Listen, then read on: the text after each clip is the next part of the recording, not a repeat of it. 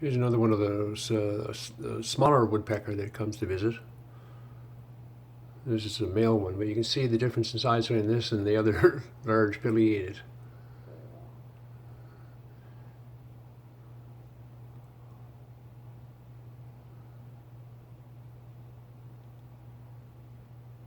I remember seeing this one around for a while. You sort of get to recognize them after a bit.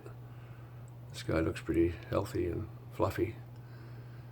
It's cold today, so probably needs a little extra food.